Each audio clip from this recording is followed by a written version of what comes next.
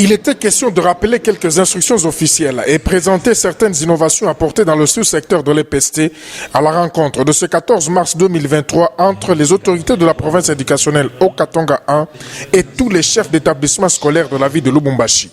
Comme vous le savez très bien, dans notre manière de faire, nous avons maintenant l'habitude de réunir chaque fois nos chefs d'établissement pour faire un rappel sur les instructions, un rappel sur certaines normes que nous devons observer avec eux jusqu'à la fin de l'année scolaire. Il faille toujours que nous puissions revenir à chaque instant sur certaines instructions pour qu'il y ait exécution parfaite dans toutes les écoles de notre province éducationnelle.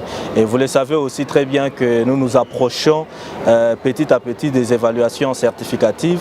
Il fallait aussi que nous puissions les entretenir, bien sûr, sur les dispositions pratiques que nous sommes en train de prendre par rapport à ces évaluations qui viennent, et sans oublier aussi des innovations que nous avons connues dans notre sous-secteur de l'EPST, apportées bien sûr par son Excellence Monsieur le ministre Tony Mwaba Kazadi. Et la plus grande des informations qui est celle de la journée du mercredi qui a été décrétée par son Excellence Monsieur le ministre comme journée d'itinérance, où tous les responsables, commençant par le niveau provincial jusqu'au niveau des sous-provinces, devront être sur terrain pour aller vérifier et contrôler toutes les écoles, tant publiques que privées, agréées de provinces éducationnelles respectives. Pour le directeur provincial de l'EPST au Katanga 1, la circulaire de son Excellence le ministre national de l'enseignement primaire, secondaire et technique ne vient pas réduire la fréquence des itinérances, mais le caractère officiel de ces descentes vient renforcer davantage cet exercice qui est le leur depuis leur avènement à la tête de cette province éducationnelle.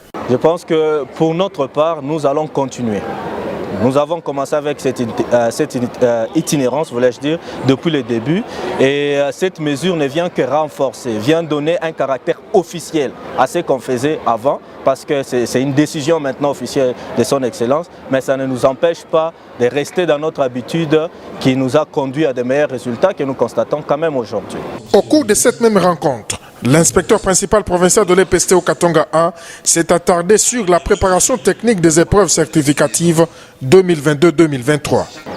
Et à ce sujet-là, effectivement, il y a un arrêté qui a été pris pour n'est-ce pas, enrichir l'ancien arrêté. C'était l'arrêté 33 qui a enrichi l'arrêté 493 du 22 avril 2017. Eh bien, cet arrêté-là a 3 articles qui donnent clairement la quintessence, qui donnent clairement les conditions pour réussir l'examen, pour obtenir le diplôme d'État. Vous savez que nous sommes à l'approche, nous sommes pendant la période de l'approche par des compétences, l'approche par des situations.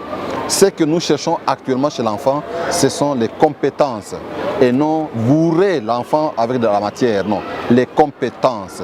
Raison pour laquelle cette fois-ci, pour que l'élève puisse obtenir ce diplôme, il faut qu'il ait obtenu au moins 50% des points dans l'une des branches de l'option.